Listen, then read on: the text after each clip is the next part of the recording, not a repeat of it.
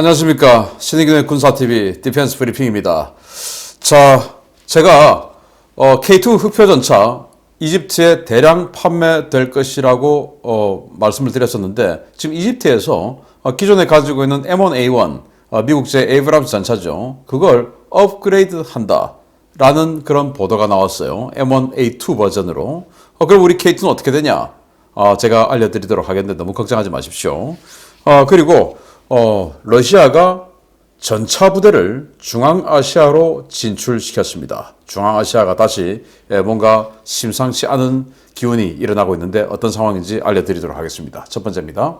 우리나라와 K2 전차 현지 생산 이슈를 논의 중인 이집트가 현존 주력 전차인 M1A1을 M1A2 표준 사양으로 개량하는 사업을 추진한다는 소식입니다.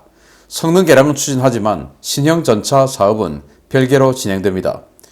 이집트 육군이 1100대 이상 보유 중인 M1A1 전차가 내년부터 성능 개량 사업에 들어갈 예정이라고 아미 리코그네이션이 현지 시각 12월 5일 보도했습니다. 아미 리코그네이션은 이집트가 미국과 협력해서 M1A1의 현대화 사업을 추진 중이며 현재 보유 중인 M1A1 전차들을 M1A2 SEP3 사양으로 개량하는 방안을 논의 중이라고 밝혔는데요.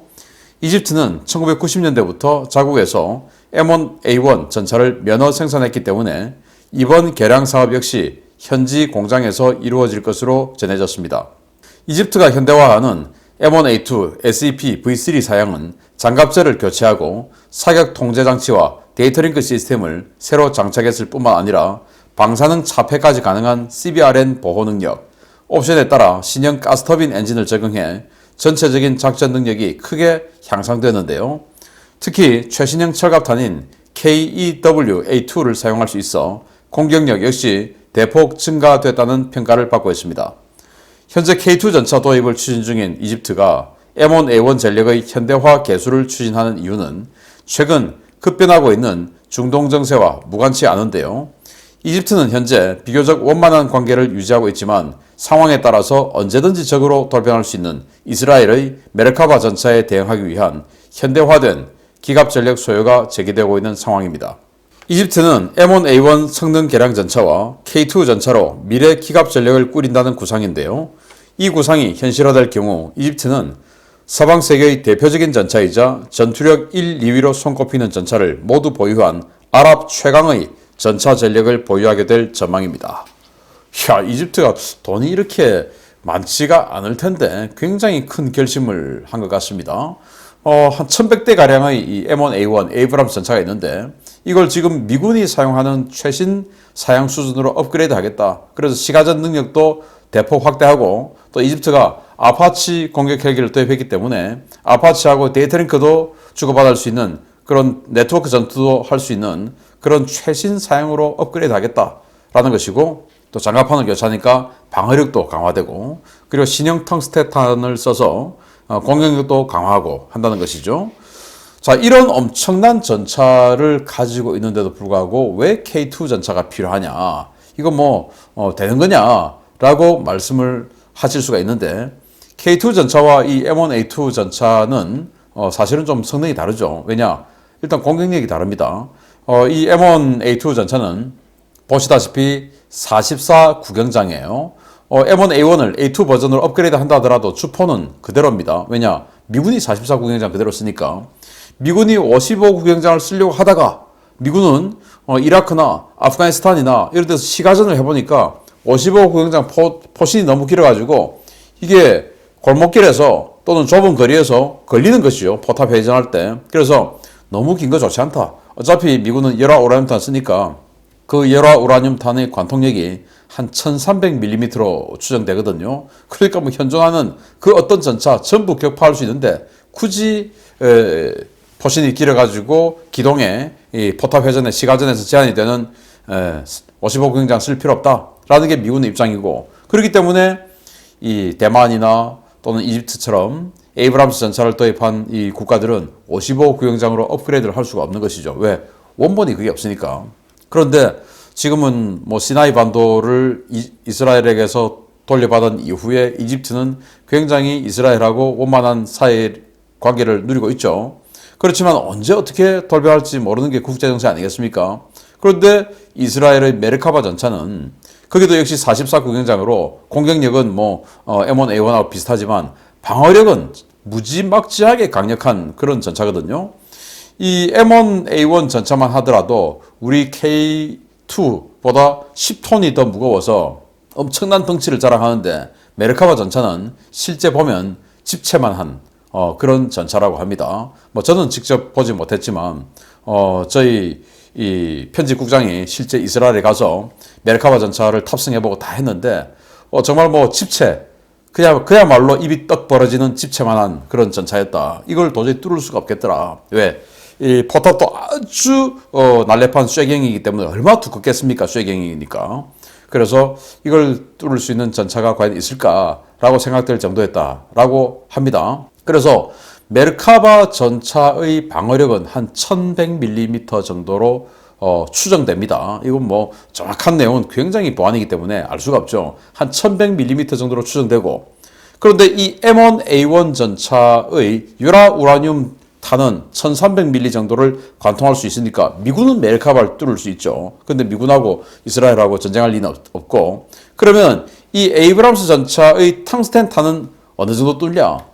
한 650mm 관통력 정도로 보는 것이죠. 그러면 메르카바 전차를 택도 없는 것입니다. 못 깨는 것이죠. 반밖에 못 들어가니까. 그런데 우리 K2 같은 경우는 한 850mm 정도의 관통력을 추정합니다.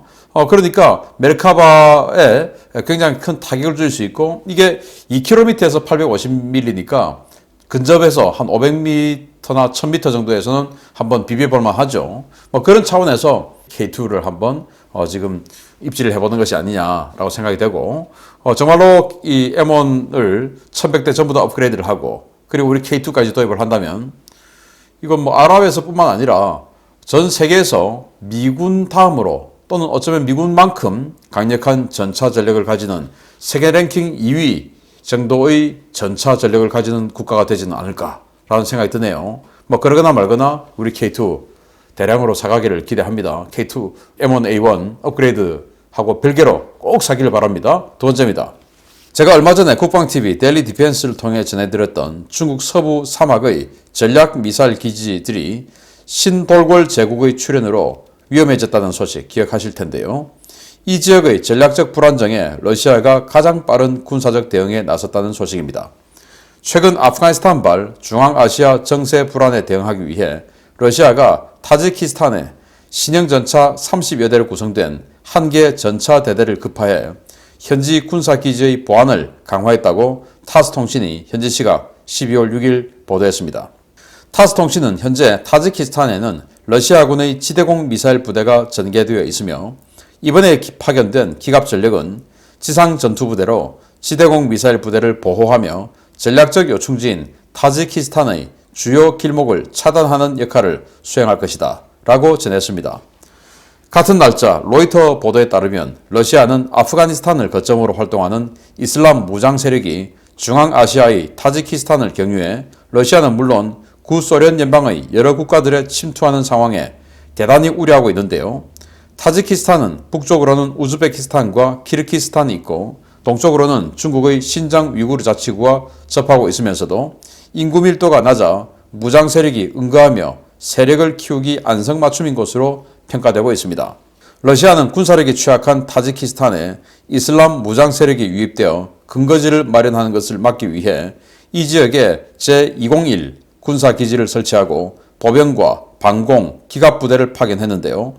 이번에 타지키스탄에 배치되는 전차는 T-90에 준하는 수준의 개량이 적용된 신형 T-72BM3 전차 30대라고 러시아 측은 밝혔습니다.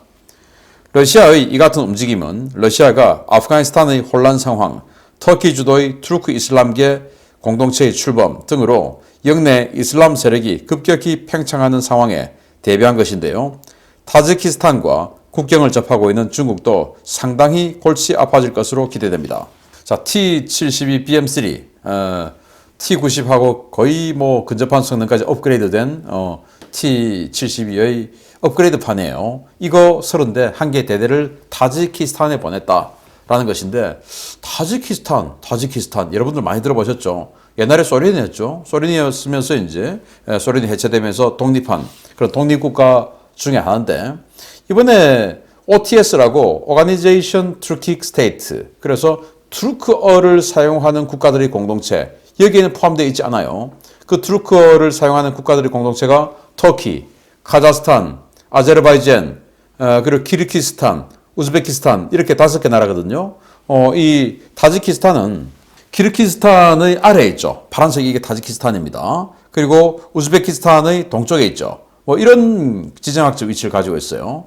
그리고 그 북쪽에는 뭐 국경을 접하고 있지는 않지만 거대한 국가인 카자흐스탄, 그리고 그 카자흐스탄의 북쪽에는 정말 거대한 국가인 러시아 이렇게 있으니까 타지키스탄과 러시아는 거리적으로 카자흐스탄이라고 하는 어마어마한 덩치의 국가를 통과해야 러시아가 있습니다. 이런 상황임에도 타지키스탄에 러시아가 얼마 전에 지대공 미사일 부대를 배치했고, 그 지대공 미사일 부대를 방어하는 소수의 보병 부대를 보냈는데 다시 전차 부대를 보냈다.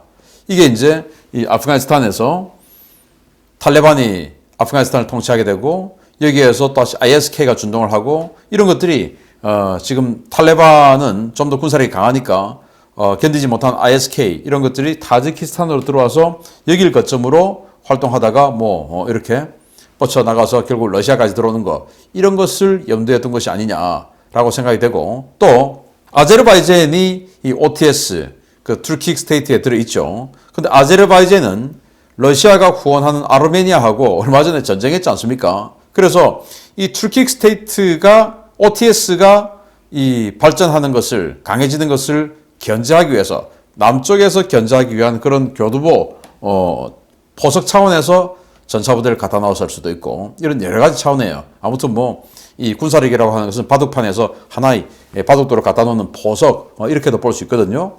그런데 이게 지금 러시아가 이렇게 발빠르게 진행하고 있다고 하는 것은 아프가니스탄에서 뛰쳐나온 ISK 같은 이런 무장 세력들이 지금 주변국으로 막 뻗쳐나가고 있다. 그 중에서 타지키스탄은 거의 군대가 없는 나라나 마찬가지입니다.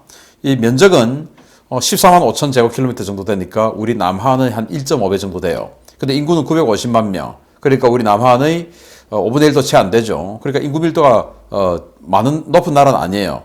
그도 그럴 것이 뭐 파미르곤 인접한 곳이기 때문에 굉장히 사람이 집단적으로 살 수 있는 공간은 좀 좁습니다. 그래서 이런 산악지역, 파미르곤의 산악지역이 많기 때문에 이 지역에 무장 세력들이 들어와서 자리를 틀고 그게 이제 중앙아시아로 퍼질까봐 러시아가 미리 선점을 하는 것 같은데, 그러면은 여기가 또 어디입니까? 중국의 신장 위구르하고 접해 있죠.